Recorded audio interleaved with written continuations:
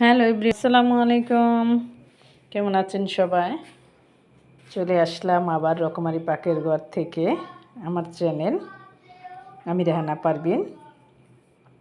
আজকে খুব সহজভাবে ভর্তা রেসিপি নিয়ে চলে আসলাম। আর ভর্তা কিন্তু আমরা সব রকমের সবজি দিয়ে করে খেতে পারি। আগে যেমন আমরা আলু ভর্তা, বেগুন ভর্তা এইসব ছাড়া আর কোনো কিছু ভর্তা ভাবতামই না। এখন কিন্তু সব রকমের ভর্তাই করা যায়। তাই আজকে আমি উস্তা ভর্তা করব। যেরকম ছোট ছোট উস্তা নিয়েছি 4-5টা। এটাকে আগে কিন্তু আমি একটু ভালো করে ধুয়ে নিয়েছি, কারণ অনেক সময় বালু থাকে, বালুগুলি যদি ভিতরে ঢুকে যায় তারা কেটে ওইভাবে ধুলে পরিষ্কার হবে না বা বালুগুলি থেকে যাবে। তাই ধুয়ে এরকম করে একদম পাতলা করে কেটে নিতে হবে। সবগুলি আমি এভাবে কেটে নেব। এই যে এভাবে, এই যে দেখেন একদম পাতলা করে কেটে নিতে হবে। কেটে নিয়ে বিচিগুলি কিন্তু বেছে নিতে হবে, বিচিগুলি ফেলে দিতে হবে, বিচি লাগবে না। তারপরে যে সবগুলি কেটে নিয়েছি, এবার ধুয়ে নিতে হবে সবগুলি। পানি দিয়ে আবার ভালো করে ধুয়ে নেব 3-4 বার করে। বাটিতে তুলে নিলাম কাটার পরে। ভর্তাটা কিন্তু খেতে খুবই মজার হয় আর খুবই কিন্তু ভালো লাগে, তবে একটু তিত ভাব তো থাকবে, করলার বৈশিষ্ট্যই ওইটা। তারপর এটাকে আমি রেখে দিলাম। আর হলো এই যে রসুন কুচি করে নেব, রসুনটাকে একটু মোটা করে ফালি করে নিচ্ছি। আর নেব বেশ কিছু পেঁয়াজ কুচি, আর পেঁয়াজ কুচি আমি ভেজে দিব আর একটু কাঁচাও দিব। তারপর পেঁয়াজ কুচিটা রসুন কুচি এই যে সাইডে রেখে করলাগুলি ধুয়ে নিলাম। তারপর রসুনগুলি এই যে এবার নিয়ে চলে যাব। এই যে রসুন একটু বেশি দিতে হবে। আর এই যে পেঁয়াজ কেটে নিতে হবে। পেঁয়াজ আমি একটু কাঁচা দিয়েও মাখাবো। আর হলো পেঁয়াজগুলি ভেজে নিব। আর মরিচগুলি আমি শুকনা মরিচ দিয়ে করব। অবশ্যই ভর্তাটা শুকনা মরিচ দিয়ে করবেন। শুকনা মরিচ দিয়ে না করলে কিন্তু খেতে ভালো লাগবে না বা ফ্লেভার পাবেন না ভালো ভালো। আর এই যে পেঁয়াজটা আমি কাঁচা মাখাবো সেটা কিন্তু আমি কুচি করে নিচ্ছি। এই যে পেঁয়াজগুলি আমি ভালো করে কুচি করে নিচ্ছি। এখান থেকে কিছু পেঁয়াজ আমি ভেজে নেব আর কিছু পেঁয়াজ কাঁচা দিব। এই যে আমি পেঁয়াজগুলি কেটে বাটিতে তুলে নিলাম আর একটু রেখে দিলাম কাঁচা দেওয়ার জন্য। কাঁচা পেঁয়াজের ফ্লেভারটাও অনেক ভালো আসে ভর্তার সাথে। তারপর একটু সরিষার তেল দিয়ে রসুনগুলি দিয়ে দিচ্ছি। রসুনগুলি একটু নেড়ে নেওয়ার পরে পেঁয়াজগুলি দিয়ে দিব, যাতে রসুনটা সিদ্ধ হয়ে যায়। কারণ এটা কিন্তু কোনো বাটাবাটি লাগবে না, আমি হাতে মাখাবো খুব সহজভাবে।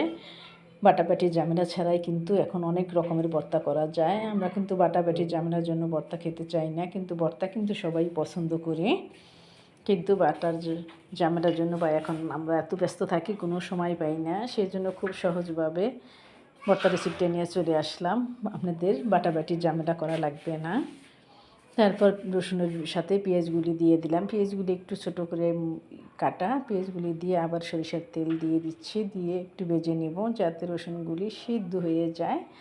সেই পর্যন্ত আমাকে অপেক্ষা করতে হবে। রসুনগুলি যখন ভর্তা করব তখন কিন্তু রসুনগুলি আমি হাত দিয়ে গালিয়ে দিব, হাত দিয়ে একটু ম্যাশ করে দিব। আর তারপর ওই প্যানের ভিতরেই আর একটু তেল দিয়ে এই উস্তাগুলি দিয়ে দিলাম, এই করলাগুলি দিয়ে দিলাম। করলাগুলি দিয়ে আমি ভেজে নিব।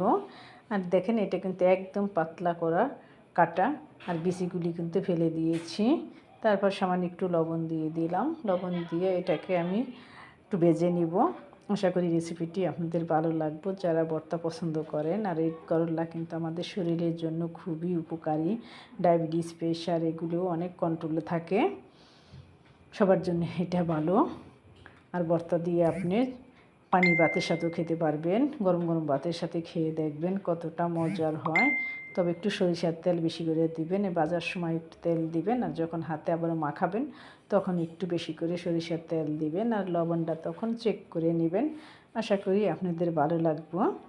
ভালো লাগলে ভিডিওটি লাইক, কমেন্ট, শেয়ার করে পাশেই থাকবেন। তাই এই যে এরকম করে আমি আস্তে আস্তে ভেজে নিব। আর আমার চ্যানেলটি ঘুরে আসবেন। একটু যদি ভিডিওটা আপনাদের উপকারে আসে বা আপনাদের কাজে লাগে, আমার চ্যানেলটি সাবস্ক্রাইব করে আমার পাশে থাকবেন, আমাকে এগিয়ে নিয়ে যেতে সাহায্য করবেন। একটু হলেও আমাকে ভালোবাসা দিবেন যাতে আমি এগিয়ে যেতে পারি। আপনাদের ভালোবাসায় আমি একদিন অনেক দূর এগিয়ে যাব। আপনাদের ভালোবাসা ছাড়া কিন্তু আমি এখানে আসতে পারতাম না। যতটুকু এসেছি সবই আপনাদের ভালোবাসা। আপনাদের কাছে আমার অনেক অনেক কৃতজ্ঞতা রইল। তাই এই যে দেখেন আবারও আমি এভাবে নেড়ে নিচ্ছি। প্রায় কিন্তু হয়ে আসছে। আর কিছুক্ষণের ভিতরে এটা নামিয়ে নিব। আর আমি ওদিকে কিন্তু পেঁয়াজ মরিচ সব কিছু গুছিয়ে নিয়েছি।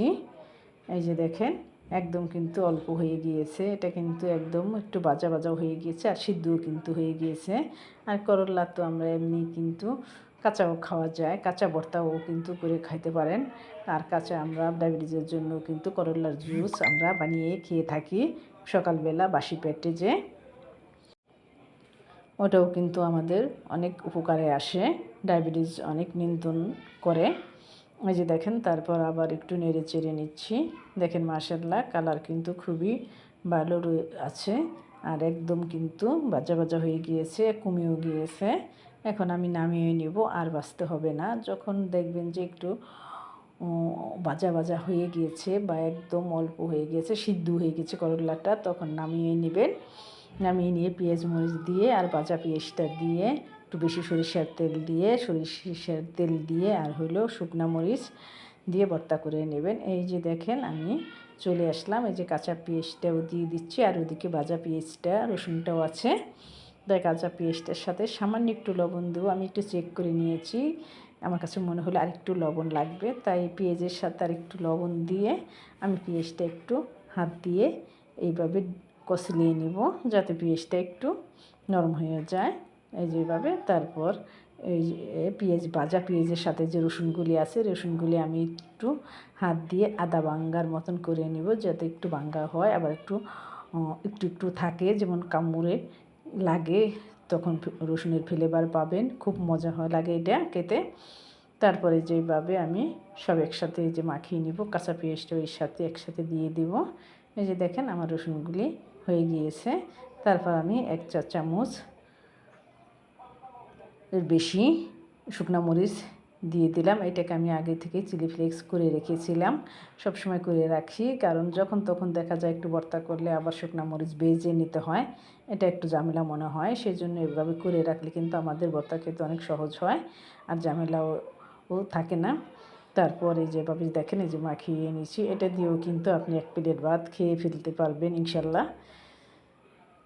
এই যেভাবে মাখিয়ে নেওয়ার পরে যে আমি করলাগুলি দিয়ে দিচ্ছি, দিয়ে হাত দিয়ে মাখিয়ে নিব। আর সরিষার তেল আপনি যতটুকু প্রয়োজন মনে করেন ততটুকু দিয়ে নেবেন। আমি একটু বেশি করে দিব, একটু বেশি হইলেই ভর্তার ভিতর খেতে ভালো লাগে। দেখেন মাশাআল্লাহ কালারটা কত সুন্দর আসছে, এটা খেতে কিন্তু খুবই মজার। এটা দিয়ে কিন্তু আপনি পানি ভাতও খেতে পারবেন। এটার সাথে একটা ডিম বেজে নেবেন, পেঁয়াজ নেবেন, একটা শুকনো মরিচ ভাজা নেবেন বা মাছ ভাজা নেবেন, দেখবেন 1 প্লেট ভাত আপনি নিমেষেই খেয়ে ফেলতে পারবেন আশা করি। আর গরম গরম ভাতের সাথে খেয়ে দেখবেন কতটা মজার হয়েছে। যদি ভালো লেগে থাকে আমার ভিডিওটা শেয়ার করে দিবেন। আমি আবার একটু তেল দিয়ে দিলাম, তেলটা তবে একটু বেশি দিবেন। আর যে যেখান থেকে ভিডিওটি দেখছেন সবাই ভালো থাকেন, সুস্থ থাকেন। সবার জন্য অনেক অনেক দোয়া ও ভালোবাসা রইল। আমার জন্য দোয়া করবেন। আমার চ্যানেলটি ঘুরে আসার আমন্ত্রণ রইল। আর যদি আমার চ্যানেলটি ভালো লেগে থাকে সাবস্ক্রাইব করে দিবেন। আর যারা সাবস্ক্রাইব করেছেন তাদেরকে অনেক অনেক ভালোবাসা রইল। আশা করি সবার ভালো লাগবে। আমি অনেক চেষ্টা করি আপনাদের ভালো কিছু উপহার দেওয়ার জন্য। আপনাদের একটু যদি ভালো লেগে থাকে ওইটাই আমার সার্থক, তাহলে আমার পরিশ্রমের ফল আমি পেয়ে যাব ইনশাল্লাহ। তাহলে আবার দেখা হবে নতুন কোনো ভিডিও নিয়ে। প্রতিদিন চাই আমি আপনাদের নতুন কিছু উপহার দেওয়ার জন্য, যাতে আপনাদেরকে আপনাদের উপকারে আসে। এই যে দেখেন ফাইনালি আমার ভর্তার লুক। এই যে ভর্তাটা মাশাআল্লাহ কালারটা কত সুন্দর আসছে। আমি একটা বাটিতে তুলে নিয়েছি, সাথে একটা চামচ দিয়ে গরম গরম ভাতের সাথে খাবেন আর পাশেই থাকবেন। বিদায় নিচ্ছি, আল্লাহ হাফেজ।